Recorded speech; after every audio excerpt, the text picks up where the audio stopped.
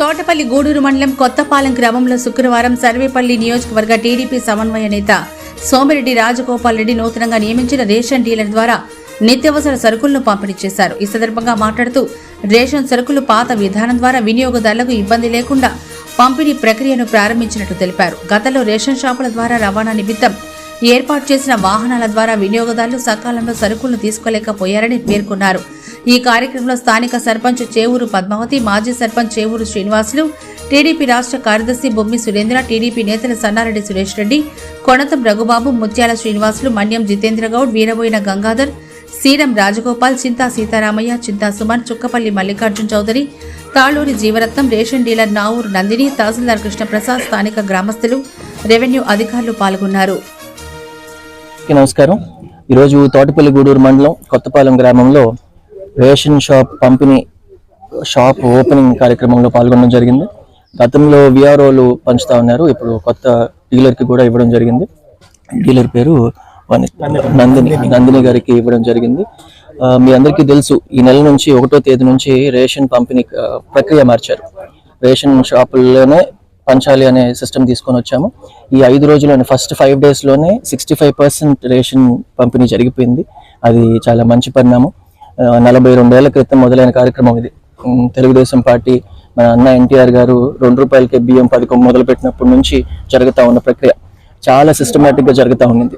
గత ప్రభుత్వం వచ్చి దాని సిస్టమ్ మార్చేసి ఒక షాప్ డీలర్కి సంబంధం లేకుండా 16,000 కోట్లు ఖర్చు పెట్టి ఆ షాపులు బండ్లు కొనిచ్చి వాళ్ళ చేత అదేమన్నా ఇళ్ళకి ప్రతి డోర్ స్టెప్కి డెలివరీ చేస్తామని చెప్పారు. అదేమైనా ప్రాపర్గా చేశారంటే అది ప్రాపర్గా చేయలేదు. వాళ్ళ టైంలో, వాళ్ళ అనుకూలమైన టైంలో వస్తారు, సైరన్ వేసుకొని వస్తారు, ఒక వీధి చివరిన పెడతారు, ఒక సర్కిల్లో పెట్టేస్తారు, అందరూ ఆడికే రావాలంటారు అనమాట. దానివల్ల ఏంటంటే ఉద్యోగాలకు పోయేవాళ్ళు, కూలికి పోయేవాళ్ళు, వాళ్ళు ఏ టైంలో బండి వస్తుందో తెలియక ఆ లీవ్స్ చిరు ఉద్యోగులు ఆ లీవ్ పెట్టి ఆడ కూర్చోవాల్సి వస్తుంది అనమాట. అదే ఇప్పుడైతే ఈ 15 రోజుల్లో ఎప్పుడు వీలు పడితే అప్పుడు 2 పూట్ల 8 నుంచి 12 గంటల వరకు పొద్దున, మళ్ళీ సాయంత్రం 4 నుంచి 8 గంటల వరకు వాళ్ళకి అనుకూలమైన సమయంలో వచ్చి వాళ్ళు రేషన్ కలెక్ట్ చేసుకోవచ్చు. పైగా వాళ్ళకి ఆ డీలర్తో చాలా రిలేషన్ ఉంటుంది అనమాట. సో ఎప్పుడు రష్ తక్కువ ఉంది, ఎప్పుడు స్టాక్ అందుబాటులో ఉందని తెలుసుకొని వచ్చి తీసుకునే ప్రక్రియ ప్రజలు కూడా చాలా హర్షిస్తున్నారు. అందరికీ కూడా ఈ సిస్టమ్ నచ్చుతూ ఉంది. ఫస్ట్ 5 డేస్లోనే 65% డిస్ట్రిబ్యూట్ చేసామంటే మీకు అర్థమై ఉండొచ్చు, ఇది సిస్టమ్ మళ్ళీ పాత పద్ధతి ప్రకారం జరుగుతూ ఉంది కాబట్టి అదే విధంగా కంటిన్యూ అవుతుంది. మళ్ళీ ఇక్కడ మీరు చూస్తూ ఉన్నారు, వెనకాల ఉన్న మన పంచాయతీ బిల్డింగ్ కూడా సగంలో ఆగిపోయి ఉంది. దానికి సంబంధించిన నిధులు కూడా ఇప్పుడే ఇన్స్పెక్ట్ చేశాము. ఎంఆర్ఓ గారు కూడా ఇక్కడ ఉన్నారు. 5 లక్షలు ఇచ్చున్నాము, మరొక 5 లక్షలు అవసరం ఉంటున్నారు. చూస్తున్నాం పూర్తిగా ఆ బిల్డింగ్ పూర్తి స్థాయిలో ఫినిష్ చేసి త్వరలో ఎమ్మెల్యే గారి చేతుల మీద మళ్ళీ మన బిల్డింగ్ ఓపెన్ చేసుకునే కార్యక్రమం కూడా పెట్టుకుంటాం.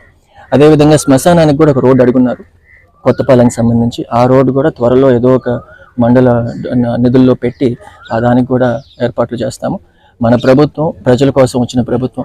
ఇక్కడ తెలుగుదేశం పార్టీ వచ్చినప్పటి నుంచి సోమిరెడ్డి గారు ఏం పనులు చేయాలా, ప్రజలకు ఏ విధంగా ఉపయోగపడాలా, సిఎస్ఆర్ ఫండ్స్ పెద్ద కంపెనీల దగ్గరికి పోయి సిఎస్ఆర్ ఫండ్స్ తీసుకొని రావాలి, ప్రజలకి అన్ని విధాల ఈ 5 ఏళ్ళు పడ్డ కష్టాల నుంచి బయటేయాలి. వాళ్ళు బయటపడాలంటే 5 ఏళ్లలో జరిగిన అక్రమాలు, భూదందాలు అవన్నిటిని కూడా ఆపాలని చెప్పి ప్రతి మండలంలో రెవెన్యూ సదస్సులు పెట్టించాడు.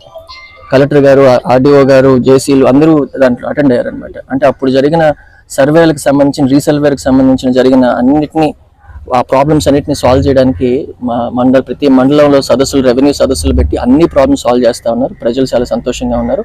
మరింత కష్టపడతాం. సోమిరెడ్డి గారిని అత్యధిక మెజారిటీతో గెలిపించినందుకు ప్రజలకి మేము రుణపడి ఉంటాము. ఈ 4 ఏళ్ళు కూడా అన్ని విధాల డెవలప్మెంట్ చేసి చూపిస్తాం. Thank you so much.